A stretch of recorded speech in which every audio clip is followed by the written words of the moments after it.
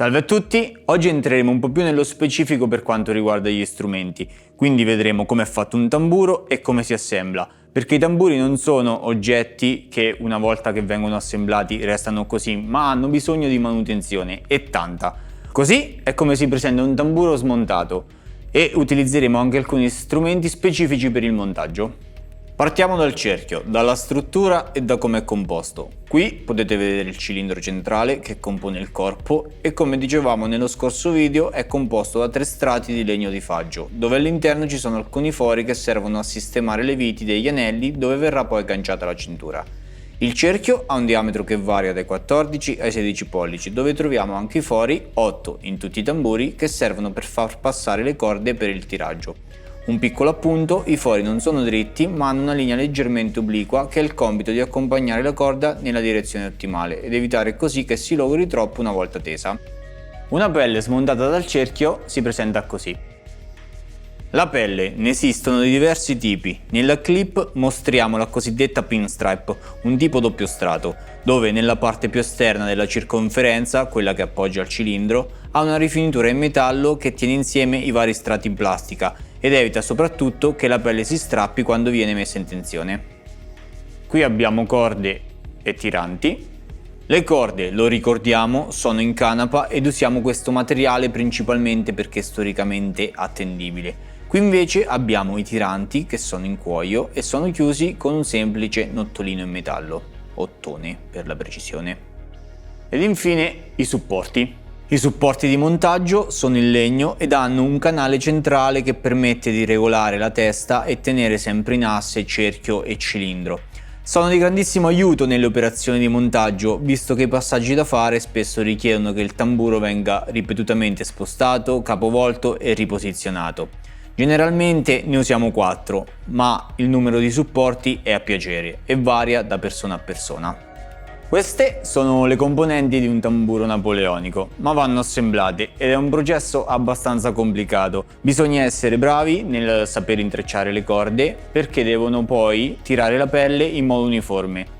Ed ora Gianni, il coordinatore del gruppo musici, ci mostrerà come si fa. Si parte posizionando il cerchio inferiore su di un piano, a seguire la pelle risonante, poi a salire la cassa, la pelle superiore, quindi il battente, ed il cerchio superiore, facendo sempre attenzione che tutto sia bene allineato.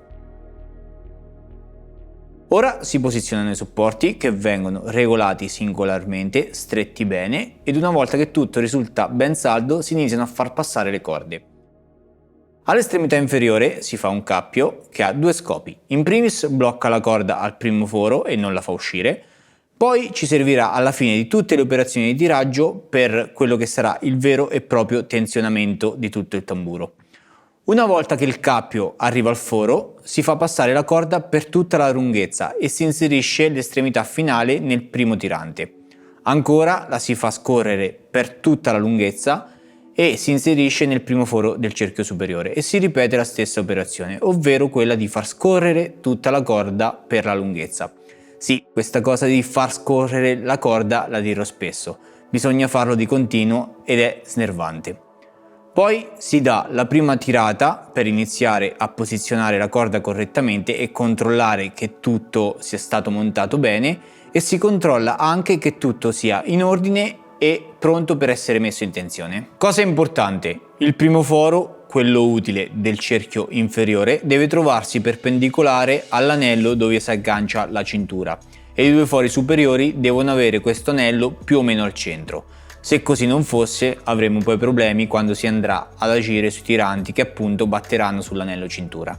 Una volta data la tensione alla corda mettiamo questa pinza per evitare che la corda si allenti. Possiamo così lavorare senza preoccuparci troppo che la corda perda tensione o meno. Si ripassa infine tutta la corda nel tirante e la si fa scorrere. Queste operazioni si ripetono per tutta la circonferenza del tamburo, passando da cerchio inferiore a cerchio superiore. Una volta finito si fa passare la corda nel cappio fatto all'inizio e si tira il tutto. Passiamo ora alla fase vera e propria di tiraggio, importante perché se fatta male la pelle non si tende nel modo corretto. Si fa passare le estremità tra lo spazio che creano le corde alla sinistra e alla destra del cappio. Si passa sotto, si richiama la corda e si passa alla cima tra le due corde. Poi si tira il tutto. In questo modo potete vedere come le corde vengono intrecciate, girate e quindi si bloccano. Si ripete questo passaggio per tutta la circonferenza del tamburo, come dicevo in precedenza. E finito questo, chiamiamolo balletto, si passa alla chiusura, chiamata volgarmente maniglia.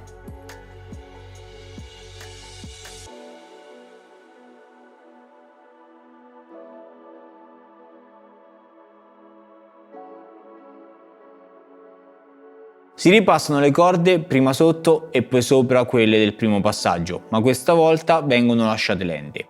Per la maniglia si prendono due sezioni, non più una come in precedenza, e poi si arrotola la corda rimasta a spirale intorno a questo, chiamiamolo ponte, fatto in precedenza, e poi si chiude tutto con un semplice nodo.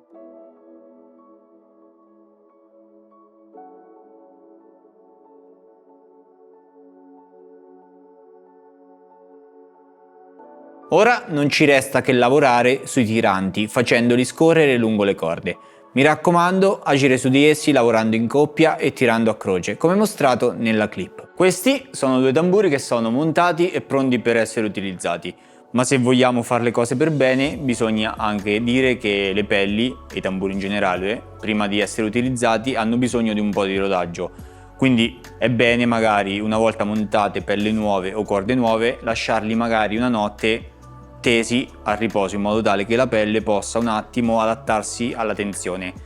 È come paragonare il tamburo ad un motore di un'auto. Comprate un'auto nuova, il motore prima di essere spinto ha bisogno di un po' di rodaggio prima di essere utilizzato al meglio. Ora passiamo al rullante, che a differenza del napoleonico non ha corde, ma ha tutte le meccaniche, tutti i tiranti e i cerchi in metallo. Il rullante è nettamente più facile da montare e richiede anche molto meno tempo di un napoleonico. Qui si utilizzano viti e tiranti in metallo, quindi basta avvitare le viti sui tiranti nella giusta posizione ed il gioco è fatto. Unica accortezza, fare attenzione a tirare sempre le viti della pelle alternate o a croce per evitare che questa si deformi o danneggi come mostrato nella clip. La retina ha bisogno di queste lingue in plastica per essere agganciata alle meccaniche.